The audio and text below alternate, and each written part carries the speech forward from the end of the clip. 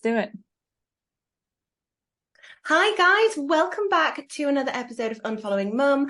I have a guest with me this week and I am really excited to chat to her. We've met on social media and her stuff is really similar to the kind of things that we talk about on this podcast and understanding your experiences. So I think she's really going to resonate with so many of you. Her name is Rebecca Dominguez. Hi. Hello. Thank you so much for having me. Thank you so much for being here. So for people who do not know you, can you give a little bit of an introduction to who you are, what you do, and we'll go from there. Yes, absolutely. So I'm Rebecca Dominguez. You can call me Becca. That's totally fine. I am a licensed mental health counselor. I am also a trauma specialist, and I'm sure that's tied to a lot of the experiences that I've had that kind of indirectly led me there. But I really resonated with your podcast, and I ended up seeking out more things about that kind of mom wound. Ever since I became a therapist, and then I was meeting a lot of other people with those same things and realized that it just really was not talked about. And you would be surprised, like how it's 2023, we advocate for mental health and everything, but there's still a lot of archaic views when it comes to, oh, well, their family. So it's touched a special part of me. So now I do work as one of my specialties with estrangement from parents, because I've been so inspired not only from my own experiences, but just hearing about other people's experiences too. Yeah, and I completely relate to what you say about how it's just not talked about enough. It's such a taboo topic. And I even get, she's just doing it for attention. It's just, keep talking about it. Like, you've cut them off. What does it matter now? And it's like, it does matter, right? Because it's such a taboo topic.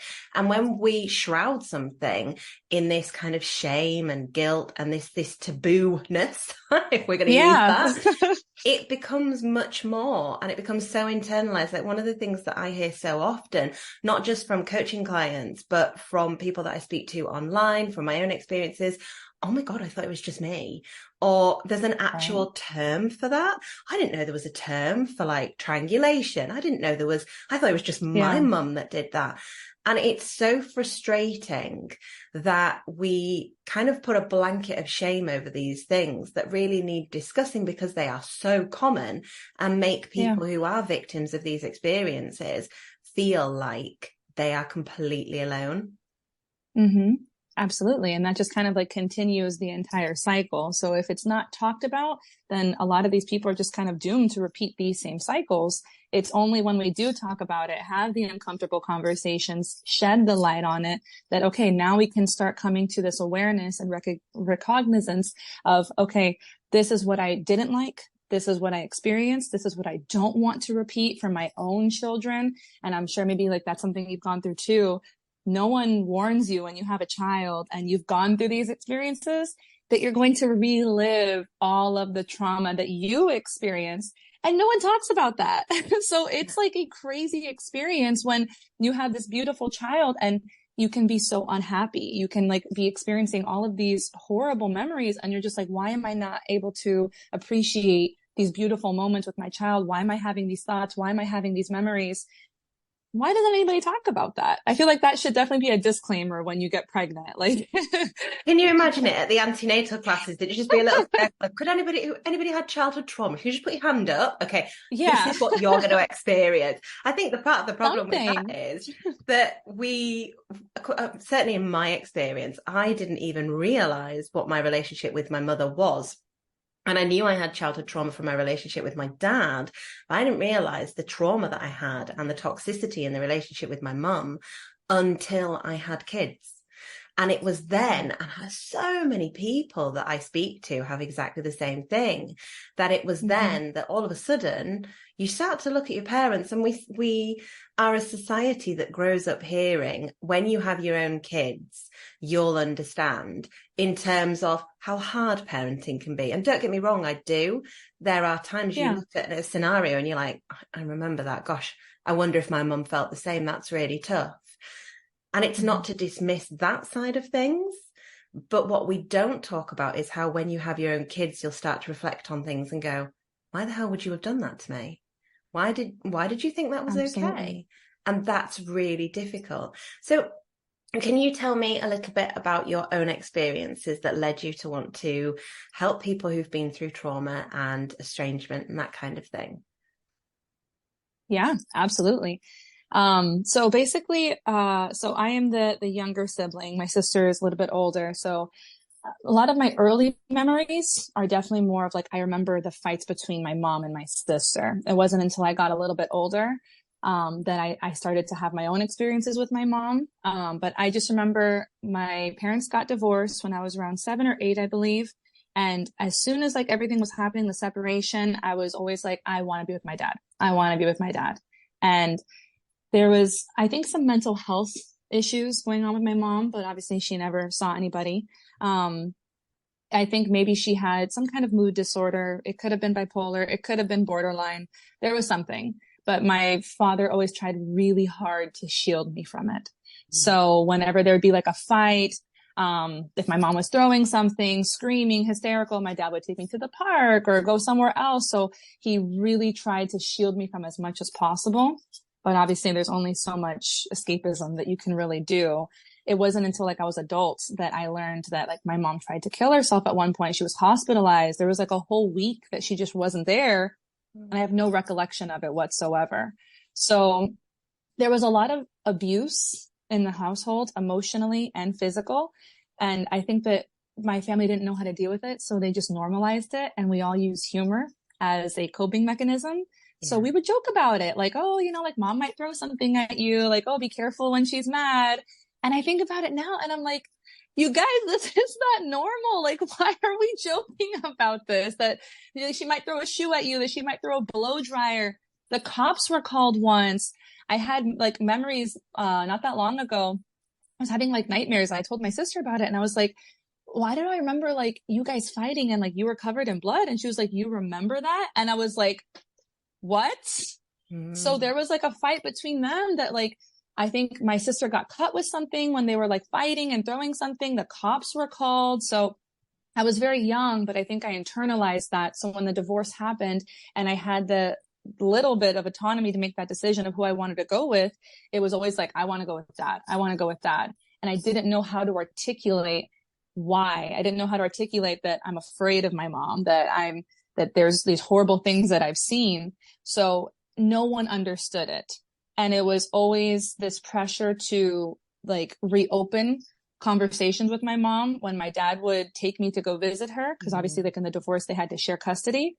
I'd be crying hysterical, like, please don't take me there. Please don't take me there. And when they would say why, the only thing I knew how to say as a child was, I just don't like her. I didn't know how to say like, this is unhealthy. I didn't know how to say, we didn't know abuse. We didn't know that. So there were a lot of times in my adolescence and my teen years that I would like stop conversations with my mom. I'd cut it off and we'd get into a fight and I'd say like, I don't want to talk to you. And then there was, I guess kind of like this overlap. We were very religious. So if I did stop contact with my mom, you're living in sin, you're going to hell, you're not honoring your mother. So I think I have an overlap there with a lot of the people that experienced not only emotional abuse, but then the spiritual abuse as well. The manipulation of like, well, God's telling you that you have to do this. So, I mean, like listening to a parent is already scary enough. Disobeying a parent is scary enough, but now you're disobeying God. It's like, oh, okay, this is bad. So there was a lot of spiritual pressure to reestablish communications with my mom. And every time I discontinued, it was, you're going to hell. You're a bad Christian. You're a hypocrite. How dare you? And I'm like 13, 14. So being told you're going to go to hell it's pretty scary. It's not a fun thing to be told. And so I finally cut contact, like for good, about when my son's 3. Yeah. So 3 years ago, I was pregnant. My grandmother ended up passing away, and that was like the only person my mom had. So she contacted me. Of course, I had to go help. So in the middle of me helping for all the preparations, like there was just a lot of comments. I was 3 months pregnant, and there was just a lot of passivity. And then it wasn't until like after the funeral and everything that she had basically like told my dad, like, oh, your daughters are so ungrateful. They didn't help me with anything. Like why would they even come to this? Like, you know, like they're just hypocrites and just starting the abuse again. So I made the very difficult decision that's been highly controversial to everyone that I've told of I'm going to end contact. She didn't know about my pregnancy. She doesn't to this day. I have everything kind of like on private and everything. And if she finds out, she finds out. But I made the decision that I didn't have a choice to experience these things. So it's just unfair to subject my son to that. He has a choice. I can make that choice for him, where I'm not even going to risk the possibility of him having to experience the things that I did. If I have a choice to prevent that and protect him from that, why wouldn't I? And so it's been very hard. Whenever I tell anybody that, like, yeah, my mom doesn't know that I have a son, people are like, but that's your mom. That if I had $1 for every time someone told me, but that's your mom, I could pay for everyone's therapy in the world. It's free therapy for everyone. Yes. That is like the most common thing. And I've heard that ever since I was little. When I cut contact at 11, but that's your mom. She'd be so happy to hear from you. Okay. And then the cycle repeats. 14, but that's your mom. Okay. Starting contact. 16, but that's your mom. And it's just the same thing over and over and over again. And unfortunately, nothing's going to change. And it's definitely, I think, like what gets misconstrued and what we come off as maybe like harsh. People don't understand that no one chooses that. Nobody is like, you know what? I want less support in my life. I want less advice, less love, less warmth, less conditional love. Nobody chooses that. So instead, it should be like, wow, I wonder what you experienced for you to have to make such a difficult choice. But it's just like people don't get it. They just see like, wow, you must be. I curse a lot, so I've been trying very hard to censor Curse myself. away. It's fine. Curse away. I get told like, wow, you must be a bitch, or like a horrible things of like, you must be so ungrateful, like how horrible. And I'm like, what? I'm like, hello, I am the victim. Like, yeah. It's so bizarre. And I find the concept of gratitude when it comes to our parents really odd. It's like previous generations, and I think still in our generation, it's the same thing. There's this real kind of debt mindset that is instilled in being a parent of, I gave up this for you, I did that for you, therefore you owe me. And I look at my own children and I think they don't owe me anything. Like I can't imagine them owing me anything purely for their existence. They don't owe me for the choices that I made. So gratitude is something that should be freely given. Do I want them to be grateful that I cooked them dinner? Yes. But do I then want to hang that over them in 15 years' time if I don't like the person that they're about to marry and say to them, well, you can't marry that person because I don't like them, or you can't move to that country because you won't be able to come and see me. Who's going to look after me when I'm old? It's such a bizarre mindset that so many toxic parents seem to have of, you owe me. And we don't owe our parents anything.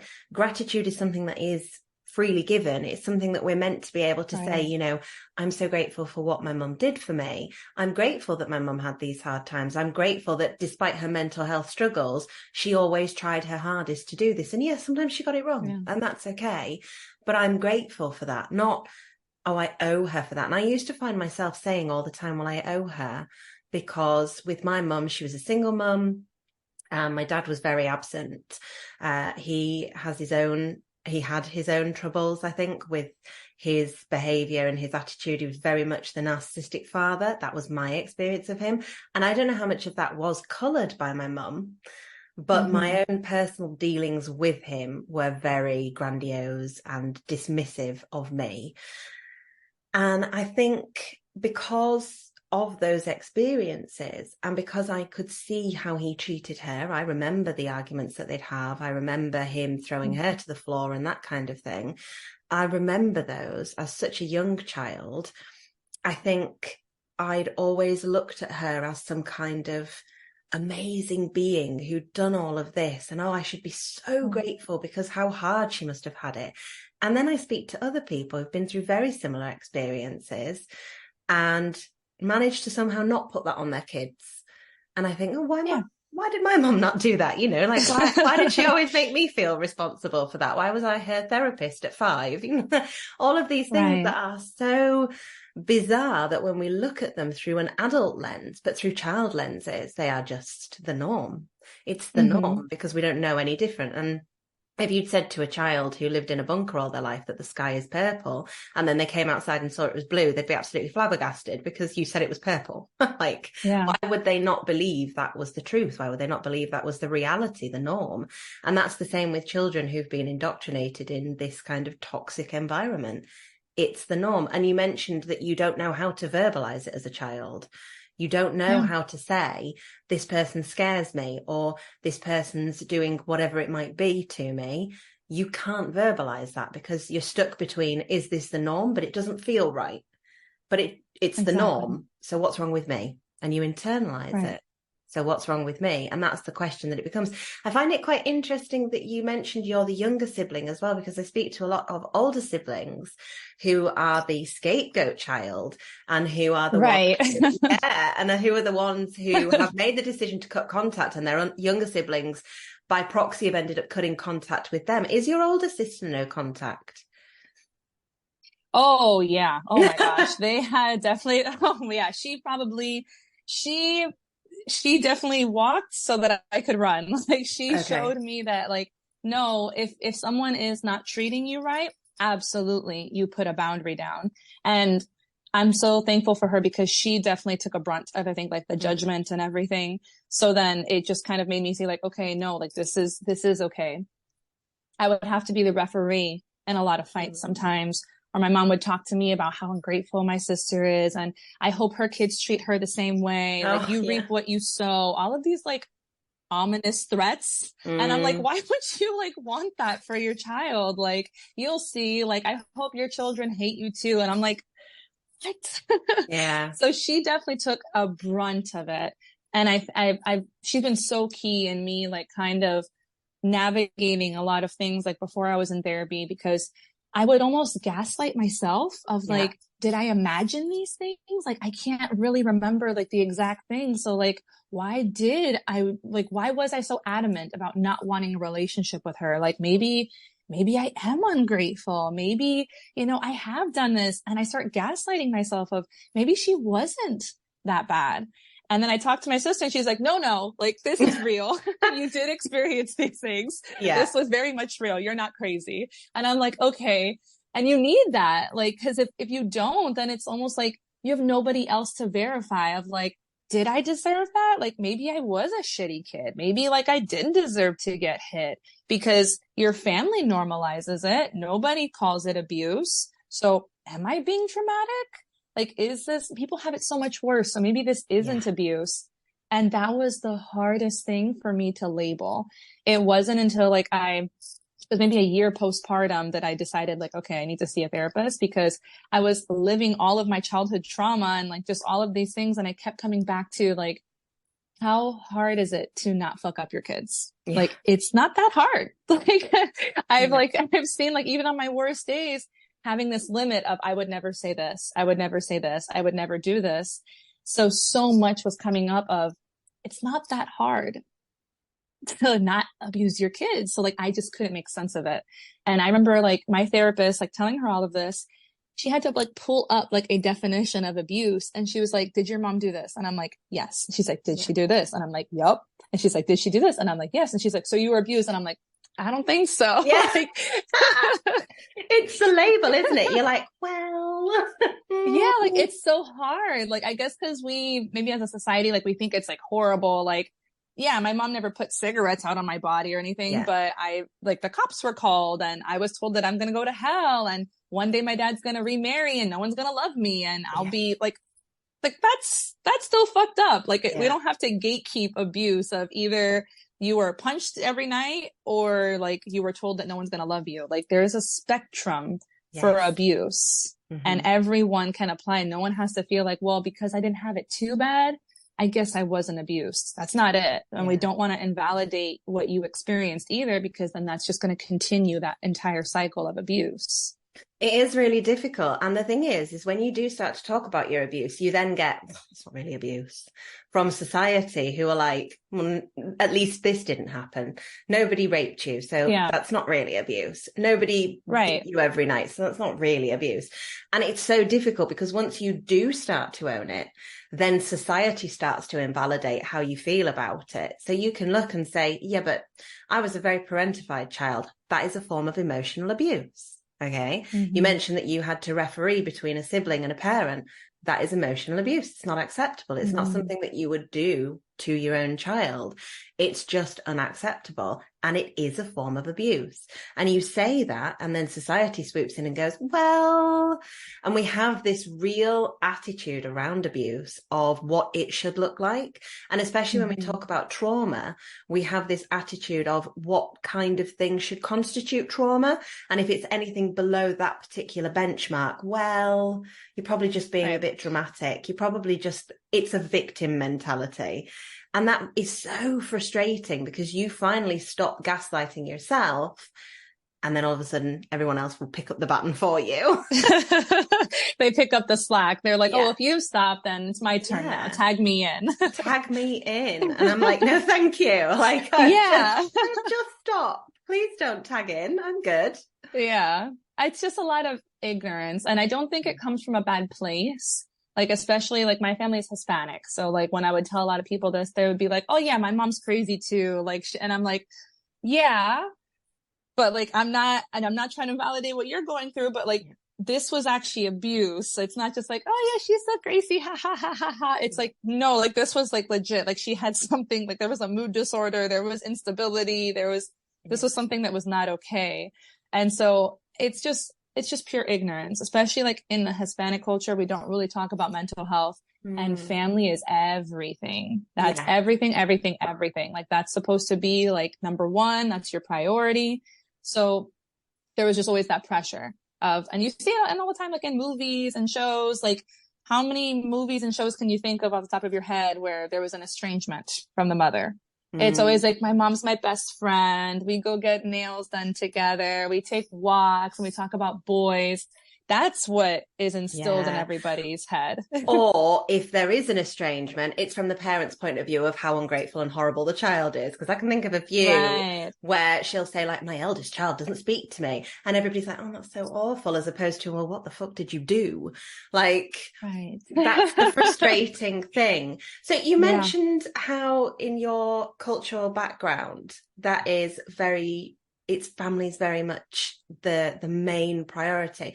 Talk to me a little bit about that, because one of the things that I'm so keen with the podcast to do is to shed light on how this isn't just, and I've had this comment before on TikTok of, this is just a white British people thing, or this is just a white rich girl thing. And I'm like, dude, this transcends across everyone. It is just different lenses for different cultures, different beliefs. It looks different, but trauma and family and generational trauma, it transcends everything. We all have it, but it looks different. And I'm really keen to kind of show that.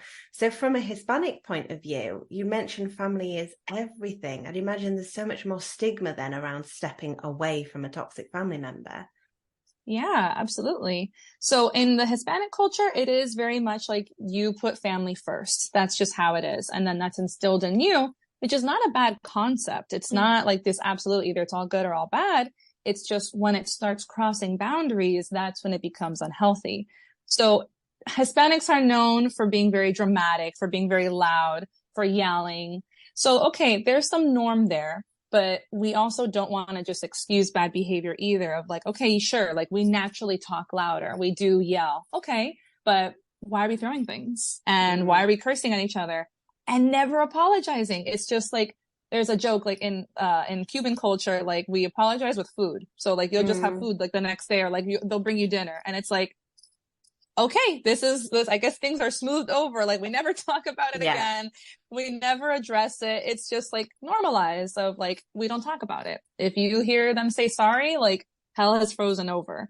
So it's not a conversation. And I think that again, like they're just passing it down from what they learned, where their parents did the same thing. They got yelled at, they got hit. That's very, very, very normalized. Very. That you would get spanked, you would get slapped, you'd get something thrown at you, you'd get the belt, you'd get whatever it is. And that's normal. Like you put up with it. That's just how it is.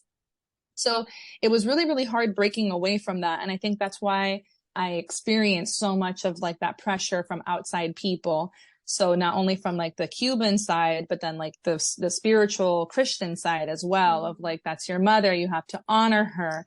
Like, she did so much for you. She'd be so happy if you spoke to her. So it was always, I think, just like that mindset that we have to try to be friends. We have to always have a relationship with our family, that was just kind of pushed on me. And so that's a really, really strong one. Since I am in Miami, I see a lot of Hispanic people as well. So when they experience that, like I can just understand from a whole other like mindset that it's so normalized, that this is just like, this isn't out of the norm. Like, yelling is normal. Throwing things is normal. Casually, oh, mom lost her cool and she said some really fucked up shit. Like, that's just mom. And it's like, that's not okay. Like, just because she says these horrible things to you and you experience that, and that's what her mom did and your grandma does, doesn't mean that it's okay. Like, so it's definitely a generational thing that they pass down. Like, abuela did this to me, grandma, she did that to me, so it's just what I do. My mom did this to me, so that's what I do. But it transcends any race, any gender, any culture, any ethnicity, any socioeconomic status. It's to everyone. I have African American patients who've gone through this. I have other Cuban patients, Puerto Rican patients, white patients who've all experienced degrees of this. And it's having to educate them of like, just because they're whatever race, gender, ethnicity, whatever, does not mean that what they did is okay. And I think that's been like the hardest thing to try to drill in, because it's just like, oh, well, this happened to my cousins, this happened to my sister, this happened to me. Like, my grandma still does it to my mom. Like, so it's really just like rewiring our brains of what's acceptable and what's not. Yeah. It's really like, when you said about, things are thrown and that kind of thing, you see all of the jokes across social media of like mum kicking up the shoe and flinging it at someone. Yeah. And I always sit there uncomfortable thinking, that's not okay. And yet, it's very much the norm in a lot of different cultures and in a lot of different backgrounds. It's very much the norm. So breaking away from that norm, I think, in my culture, in British culture, it's that stiff upper lip and don't talk about it, which I relate to you with you saying about food. Although I feel a bit shortchanged, because nobody gave me food when they didn't want to talk about it.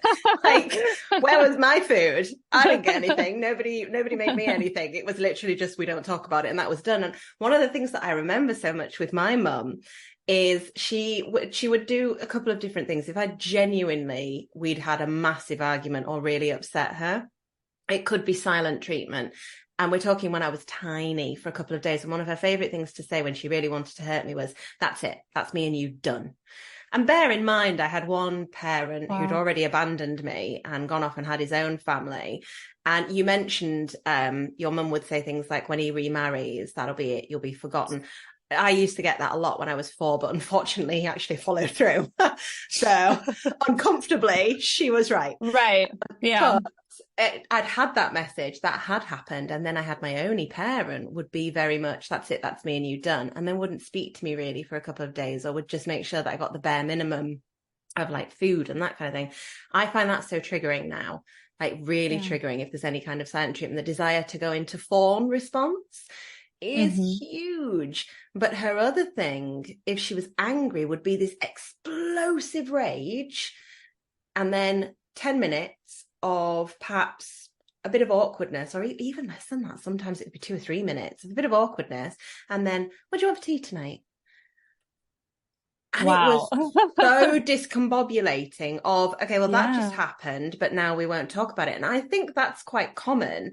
The silent treatment in particular, I think, is quite common in British culture. It's just I'm just going to sulk a bit. Silent treatment is, that's what we're going to do. And then it won't be talked about and it'll just be forgotten. But that kind of chop and change from being this raging person. I remember her chasing me up the stairs once, and I was about 11, and maybe a bit older, maybe about 13. And she chased me to the bottom of the stairs, and then she just started laughing because she thought it was so funny that I'd run so far. And then was talking to me as normal and just said, well, I just flipped. You made me so angry. So I chased you. And I was that frightened that I went and hid in the bathroom. And she thought it was hilarious And I thought it was hilarious until I had my own kids. And then I was like, I would be so ashamed if they were so frightened of me. Right. Like the shame that I would feel would be Yeah. huge. I wouldn't think it was funny that my kids were frightened of me, but she Mm-hmm. did. And it's really difficult to get away from that mindset of, but I did really make her angry. And then to internalize it, even as an adult, it's quite difficult, I think, to pull yourself away from it and look at it and be like, but I wasn't just a bad kid. I was just grumpy. She'd asked me to get the Christmas lights in and I'd gone and got them and like screwed all the wires into a ball. I mean, it would make anyone angry, but the reaction to it was so over the top. But like, it was typical teenage, like shoulder slumped, headphones in, been asked to do something, jumping in. And then dumping these Christmas lights in front of her and just being like, I'm going upstairs. And she just flipped. And it was such a scary moment for me. And yet absolute hilarity for her. And that was so weird. Completely jumping. One thing I did want to touch on was you'd mentioned about the religious trauma and the indoctrination of you have to be in contact with this parent because God wants you to be. Can you talk to me a bit about that? Because that's not something I've experienced personally, but I know that it is a huge factor. And I have had comments left before of you need God and that kind of thing. I am not a religious person, so I'm always like, thank you, but no. You're not missing out. I'm good. Like whichever God it is that you're after, not for me, but thank you. But I think it's quite interesting the way that religion is weaponized to silence victims. Yes. And that is a huge, huge, huge thing. I had actually told my therapist about spiritual abuse, and she's like, this is the first time I'm hearing about this. And I'm like, bitch, you're going to learn today because this is real. Okay. Yeah. Like, this is not normal. And like, I had to look up the definition of like what abuse was, like manipulating somebody, using fear tactics, guilting them into certain things. And I'm like, hello, like abuse is very much done by the church. Yes. So we were indoctrinated super early. Like my dad was huge in the church. He was a musician. He would like lead the praise and worship band. And then I followed in his footsteps. So it was always like I was very, very, very close to being in the house of God, and I have certain standards to live up to. So because of that, it would get weaponized against me if I wasn't talking with my mom of like, how can you go to the altar of God and praise him and be like a model for others when you're living in sin? Look how you treat your own mother. God sees everything. That was like what she loved. like God is just. That was like the biggest thing that like we would always get told. So it would be like regular emotional abuse of like, oh, don't come to my funeral. You'll be crying the tears of a hypocrite. And then when that didn't work, let me throw some Bible verses at you about how God will get you back and you reap what you sow and God is just. God sees all. Like God will have his vengeance. And I'm like, holy shit, like I'm 13. Like, yeah, okay. Like, like, am I really at the top of God's hit list? Like God is just, like, he'll get his vengeance on a little like pubescent, like adolescent. like what the fuck is that? So that's like the most terrifying thing. And I think that the only thing that's less talked about is like then obviously like the mom trauma is like the mom and spiritual trauma. Cause like now she gets you from like both angles of like, I'm gonna guilt you and I'm gonna tell you that you're going to hell.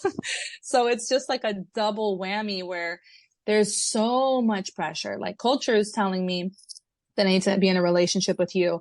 God is telling me that if I don't, it's one of the 10 commandments, honor thy mother and father. So I'm breaking literally like one of the cardinal sins that God commanded all of us, that we need to love this person. So eat it. Like that sucks. Yeah. Like she tried to beat you with like a sandal, like la chancla, like too bad. Like that's your mom. So honor her. Like shut up. You can't talk back. You can't fight back. And that was always the first like weapon of like, what a horrible Christian you are, what a hypocrite. And that was my identity. So she was really attacking my identity and using the spiritual enmeshment that I had against me of like, well, now you're bad, not only with me, and now God thinks you're bad too. So it's like, God damn, like that's a lot of pressure. So much. And like, I have countless emails, cause I would just like block her from my phone, of it would be, again, like the emotional abuse. And then like, we would like, all right, now turn it into overdrive. Here we go. Bible verse, Bible verse, Bible verse, Bible verse, Bible verse, Bible verse. So justifying, like, God says, based off of this, you're going to hell. Have fun burning. And it's like, that is so terrifying. That's so terrifying to hear as a teenager. And like, everyone would laugh it off, like, oh yeah, your mom's just crazy. And it wasn't until like later having to like unpack this of like, this was not right. And so a lot of people don't realize that spiritual abuse is something. You're not crazy. Anybody trying to guilt you into doing a certain thing in the name of any religion, that is not okay. That is not healthy. That is crossing the boundary into spiritual abuse, spiritual manipulation.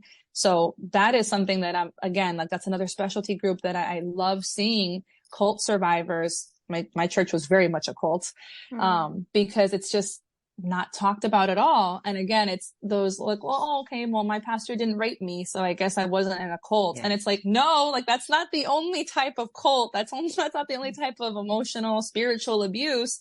It's other things as well. So it's just spreading that awareness that there's a spectrum where this manipulation and abuse comes in, that you're not crazy. This was not right. This was not okay that this was said to you, but nobody talks about it. No, nobody does want to talk about it. And I think quite often as well, nobody wants to talk about it because they don't want to be accused of being that bad Christian, but they also don't want to be somebody who sounds like they're being derogatory about someone else's religion. Nobody will come forward and be like, I think that's a bit weird, because be like, you don't know my religion. You don't know my relationship with this deity. That's not acceptable for you to judge me on that. You're discriminating against me, when actually what you're doing is trying to point out the red flag of how abusive this scenario is. Did it impact your religious beliefs? Have you stepped away? Oh my God, yeah. Because my mom used something called spiritual bypass, which is basically where we use religion as like a way to kind of feel okay about our problems. Like, we become so obsessed with this, so then all the other stuff that we should really work on goes into the background. So we bypass all of the problems and all of the mental health things that we should work on, because we're just so focused on our relationship with God and kind of shoving it down everyone else's throats. So my mom was a huge fanatic, huge. So it would always be like, if you piss her off, like, it'd be, okay, well, this is why God is going to punish you with like hellfire. Like, it was like terrifying. So it wasn't until I was about like 18, 19, I had my own experiences with the church where the math was starting to make sense. I was starting to like connect the dots of like, wait, like, God says this, but you're doing this. And the Bible says this, but you don't do that. And so starting to like connect the dots, and the light bulb went on of like, oh, okay, like, you can be a shitty Christian, like, and you are a shitty Christian, and that's okay. But if you try to point that out, then it would just be like Bible verse of like, oh, well, we're all filled with sin and it's okay. Like, you can't judge me for my sin because God loves us anyway. So it's like, you can never win. You can never win. Like, there's always like a quote, there's always a Bible verse that excuses it of like, well, if I'm filled with sin, it's because God made me and he loves me anyway. And you should feel bad. Take the log out of your own eye before you try taking the splinter out of mine, of like, worry about your own problems before you come at me. So there was just no accountability. There was nothing. There was always a way to get out of any kind of criticism or judgment. So when I finally left the church around 19 or 20, my God, I went through like an identity crisis because for the better half of a decade, I was all about the Christian girl. Like, my first Twitter account was like, I think it was like Drummer for Christ. So like, that was always like the forefront of my identity. So peeling back that of like, okay, not only did the church try to manipulate me, but this was also, my mom tried to manipulate me with this religion. It was like, I had to relearn everything. My family was really religious. And so we didn't celebrate Christmas. We didn't celebrate Halloween. We didn't do any of that. I had my first Christmas tree, like my own, like once I was with my husband at like 20. That was my first Christmas tree that I decorated and everything. So there was just so many things that I had to like now learn and experience and find out like, oh, that's not normal. that was like, I'd say the better half of like 20 to like 25. Oh, that's not normal. Oh, that's not normal. Oh, that didn't happen to you. Like, explaining so to that's hard. people certain things and then them looking at you like, it's such a bizarre Right. experience when you're like, oh, I did that. And then you just get like a little side eye of, Absolutely. Like, wait, what do you mean? Like your mom didn't like throw things at you, or like, yeah. I lost my glasses once, or it was probably like the second or third time. And like, she destroyed my room. Like, she was like, we're gonna find these fucking glasses. Like, I'm tired of buying new glasses for you. And she flipped the bed. She opened all my drawers, throwing everything. And I just thought like, oh, like, well, I was a shitty kid losing really expensive glasses. And I remember telling that to somebody and they were like, that's awful. And I was like, no, like those were expensive glasses that I lost. Yeah. And they're like, but that's really bad. Like that's not normal. And I was like, what? Yeah, it's not. Are you sure? Because I feel like it should be. I mean, it actually, hang on a minute. No, it probably wasn't normal. And it's only when you actually step out of it that you start to see it. It's really bizarre. And especially for me with divorce and that kind of topic, when I hear people talking about how their parents divorced and they have relationships with both of them and they have this and like, oh, well, it's a bit awkward because we're going to Christmas dinner here, but this is how we do it, rotate it. And I'm like, does nobody like, I don't know, is nobody like mortally offended? Will your mum speak to you if you go and speak to your dad? And they're like, oh, obviously, why would she not? Did you not read court transcripts when you were younger? Like, oh my God. What's the difference? I don't understand. And it's bizarre when other people have these fairly normal experiences. I would say divorce is a fairly normal experience for people of our generation. Over half of marriages end in divorce. It happens. Mm-hmm. And yet, to me, if I hear of someone getting divorced, they've got their kids, it's like a big trauma because, oh my goodness, that must be the most awful experience in the world, as opposed to just they're getting divorced. Yes, it is a difficult experience, but they're going to navigate it this way, and this way. I'm like, oh, that whole child's life is about to be ruined. And people might think is dramatic, but that's how it was for me. Everything really fell apart then. And yes, there was abusive behavior before that, but I didn't see it from either of them. Mm-hmm. It was only after the divorce that you started to seeing it. Yeah, I think so. Or that I remember it, I suppose. The memories of them have come back much more since I had my kids, but also working through things in therapy. I think therapy people don't really talk about how re-traumatizing that can be at times, going through all the experiences, how things will suddenly come up for you and you're like, did I make that up? As you mentioned earlier, did I imagine that? Because you do start to remember these things, especially when you are in therapy, and it's almost like a slow trickle, and then someone flicks a tap and goes, well, you're about to remember everything. And it's the same with parenthood. All of it starts to come back and you view it through a completely different lens. Yeah. And like the biggest thing, especially like postpartum, obviously, like we all lose our shit on our kids. Doesn't mean that they're bad kids. It's just sometimes kids are assholes and they're gonna do things to piss you off. Like that's okay. It's not like you're not a bad mom for saying that. But I remember if I ever had an overreaction, the mom guilt was crushing. And it took therapy for me to realize like, okay, this is a trigger for me because I think that I unconsciously decided like I never want to be anything in the ballpark of how my mom would act. So if I saw myself losing my cool and yelling at my son, I was like, I'm going to traumatize him. I'm going to hurt him. Like I'm horrible. He's not going to love me. The first time that I've only spanked him, I think maybe like once or twice. And it was like on the butt, with like his diaper on. So like, I know that I did not hurt him or anything, but like it was in the middle of like a tantrum. And like, see, like even now, like I feel like the need to like justify it. Cause I'm like, I abused my kid. Like, so I remember when that first happened, crying to my husband of like, I'm so sorry. Like I gave him like a slap on the butt with his diaper and like, oh my God, what's wrong with me? And he was like, you spanked him. Like he was probably freaking out. Like, look, you needed to do something. Like, okay, we learn about like what happened, that you lost your cool, that you need to work on. And okay, like we deal with it. But the mom guilt was crushing because I think that if I saw anything that even looked a sliver like what my mom would do, it would immediately be like, oh, you're going to be like your mom. And Yeah. that, I think, is just this unconscious thing that I decided a long time ago that you can't be like that. So like in therapy, we have this pretty cheesy saying that if it's hysterical, it's historical. So if you're having some kind of like over the top reaction, there's normally something in your history that is matching that, that's being triggered. And that's why you're having that reaction. And for me, it was me playing out what I saw. What I saw is it was normal to get spanked. It was very normal of like, I'm going to pull over the car. It was very normal of like, do you want to go to the bathroom? And if you go to the bathroom, like you're getting your ass beat. Like that's what that meant. I remember one time I got taken to the bathroom and my mom was spanking me. And I remember like a patron intervened and she was like, hey, like you shouldn't be hitting your kid. And my mom lost it on this lady of like, mind your fucking business. Like I'll discipline my kid however I want.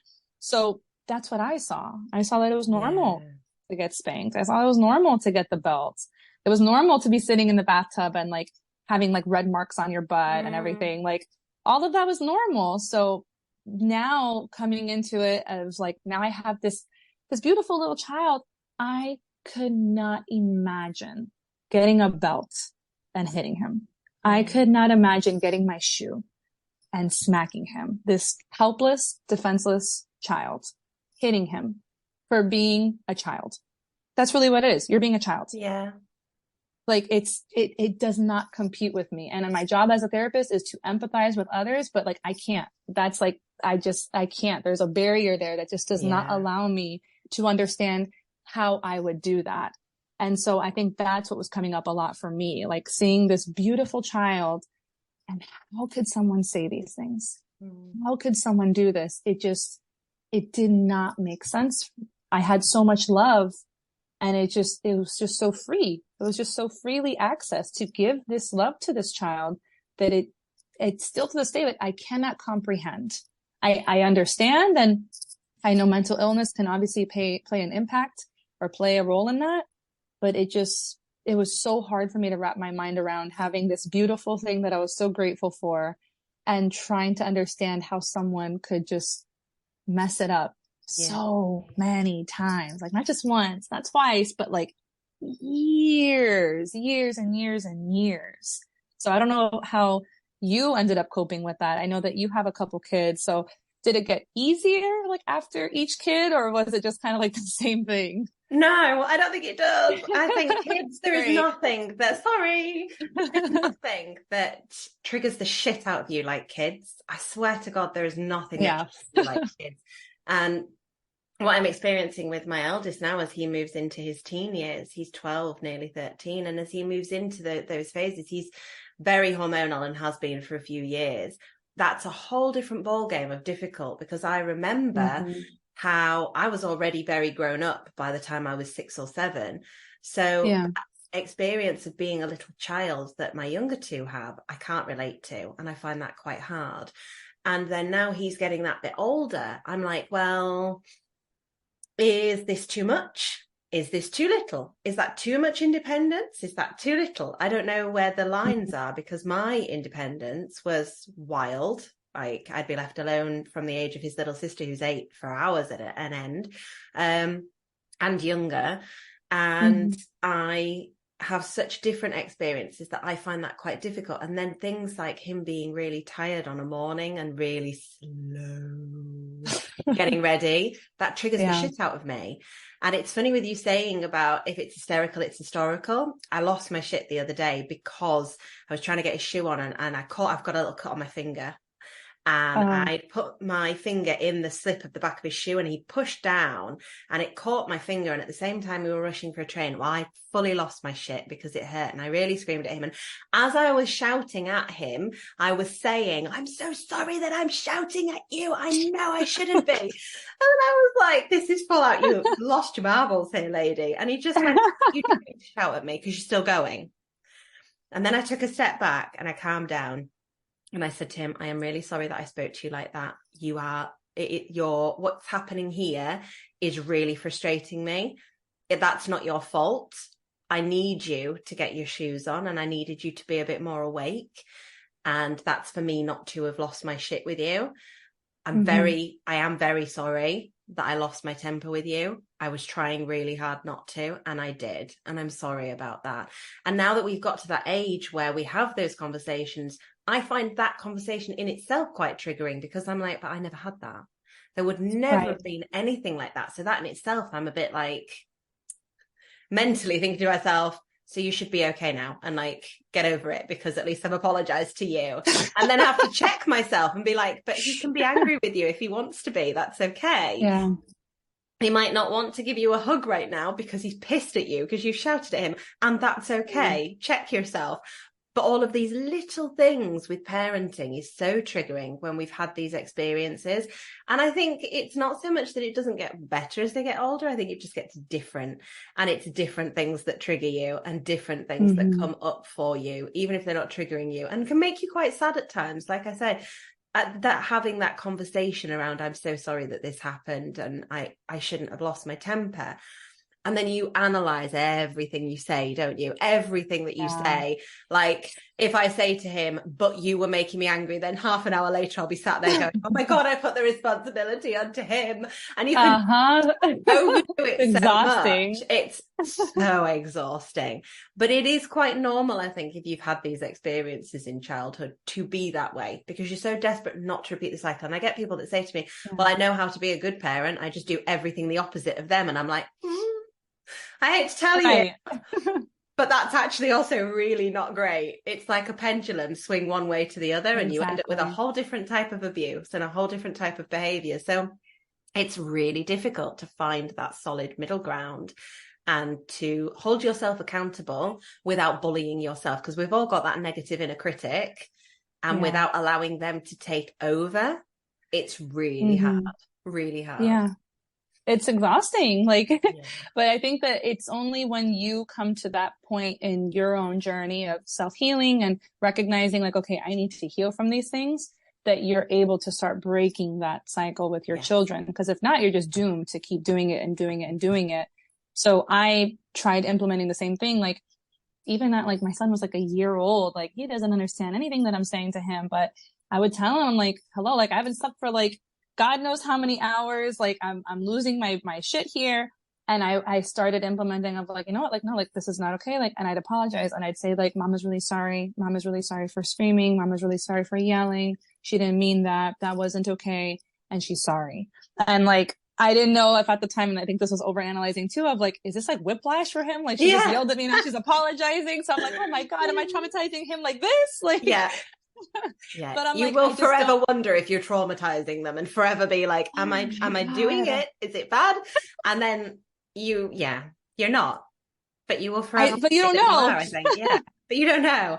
I think the main difference is as well is when they get older, they can come and tell you the things that you've done. And that's where you can validate it and be accountable. And that's not to say, oh, well, do whatever you like, because at least you can be accountable when they're older. But it is because we will all make mistakes. There are going to be things that we're going to do that will repeat cycles. There are going to be things that we will do that will be fresh traumas for our kids. That might be a new cycle that we create, because when you know better, you do better. But the difference between us and our parents, and the main difference, is that when our adult children come and say to us, you used to do that a lot and it really upset me, because they've got their own kids and they've recognized it, we can go, I really didn't know that upset you, and I'm so sorry that I made you feel that way. I will make sure that in future I don't do that, and I will check myself on that, and please let me know if I do, because these conversations are important, and we can validate how they felt about that. That's a huge difference. Can you imagine your parent coming up to you and being like, I'm really sorry that I made you feel this way. Not I'm really sorry you feel this way, but I'm really sorry that I made you feel this way. I'm really sorry that I did this, taking ownership of it. It just wouldn't happen. It was very much like, this is, I'm sure you can relate of, I didn't do that. And if I did, then you need to get over it. Or if I did it, then God forgives me. Like, why are you still holding on to this? So it's like, which is it? You didn't do it. And if you did do it, then I'm exaggerating. And if I am exaggerating, then I need to get over it. And it was like just any way to escape the uncomfortability of accountability. And I get it. Like nobody enjoys having that magnifying glass on them and having to admit. But again, like it just goes back to like thinking of the love that I have for my child. Like I cannot imagine putting my pride over the relationship with him. I just can't. There's not a universe where I can imagine that my pride is so important to me, or I cannot utter the words that he would need to hear to feel better and possibly risk losing this relationship that I have with him in the name of saving face. That is wild to me. Because like, you're right, like that, those words are so powerful. And like, obviously I know that sometimes abusers can have very facetious apologies where it's not really genuine, but if it was a genuine, even like, I'm sorry, you're right, I want to do better, that must have been hard. 4 sentences. Yeah. 4 sentences could have like removed like 4 months of therapy. Like, yeah, so it really is impactful. So like, I try to implement that with my son, and he'll still be mad. He'll still be like, Mama, no, listen me. And I'm like, you're right, I'm sorry. And like, he'll still like have his like little tantrum and everything. And I'm like, okay, like, you know what? He can be upset. And I tried telling him like, you can be mad. That wasn't okay what Mama did. And he's 3. And I want him to learn that if he does have a reaction that he's not proud of, you don't have to finish that out. You don't have to keep saying like all of the horrible rage things. Like, you can stop it as soon as you recognize like, oh, you know what? That's really fucked up. You can stop it right then and there of like, you know what I just said was not okay. I'm really sorry. Yeah. And it can be jarring of like, you were just upset at me. What's going on? But I'd rather that. Like, we don't have to play out this negative cycle, wait a day for cooler heads to prevail and then be like, you know what, I'm really sorry. No, like, if you're recognizing it 5 minutes after you have overreacted, do something. Yeah. Don't let them have the conversation. Yeah.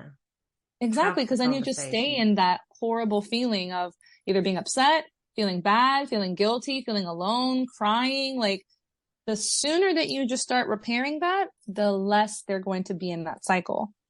And we never had that. So it was just kind of like, you just stay in that mode because there was never any fixing. There was no conversation. There was no bridging. There was just like, okay, well, that happened anyways. And so you just stay with that. There was never like, okay, this was a wound that I created. Let's clean it. Let's suture it. We're going to cover it up and it's going to get better. We didn't have that. So then you just carry that into adulthood with like all these open wounds. And then you're wondering, why the fuck am I getting triggered? It's because you have all of this, like all of these. Because we never did anything about all this trauma, because we just left it there to just hang in suspense. And now it's coming back to you because it'll always come back to you. That's what it does. Exactly. Which is quite fitting actually on Halloween, that the trauma is just there like a little. Yes. I love it. I love creepy, trauma on Halloween. There it is. Becca, thank you so much for taking the time to speak to me. It has been such a good episode, and I feel like there's going to be so many people that relate so much to what you've said, and it's given us a completely different angle that we've not spoken about before. So I'm really grateful for that. Thank you. Can you let people know? Can you let people know where they can find you? Yes. So I have a therapy account. It's called on Instagram, Healing with Becca. So that is my therapy account where I do all the therapy stuff. And I always encourage anybody to find me on there, send me any questions. I have a support group as well called Strong as a Mother, to play on like, strong as a motherfucker. So I do have like a support group for mothers as well, especially with that estrangement factor, just so that you have that extra support, reliving that trauma. Like, okay, we get it. We've been there. Let's figure it out. Let's help you with this. Yeah. So I do offer that as well to other people. Just because this is hard. This is hard, but having these conversations, I'm so grateful for. And I really do hope that this is hopefully helping somebody else realize like, you're not crazy. You're not alone. This is not normal. And hopefully just kind of increasing that awareness that this won't happen to other generations. Yeah. That's amazing. Thank you so much for your time. I think probably on the audio there at the end, people will have heard my cat singing in the background as well whilst you do that. So you got serenaded as you were sharing that information. I love it. Thank you for the background music, the little remix. But thank you so much for sharing and for coming on today. It really has been a pleasure. No, I am so grateful. I was so excited at the opportunity. The podcast has helped me identify a lot of different experiences that were just invalidated. And through the podcast, I felt validated. So I am just really happy to hopefully give back and allow that for somebody else. Good. Thank you so much. That's brilliant. And I will speak to you all again soon. Yes, I Bye, hope you have a very happy Halloween. guys. Bye. Take care.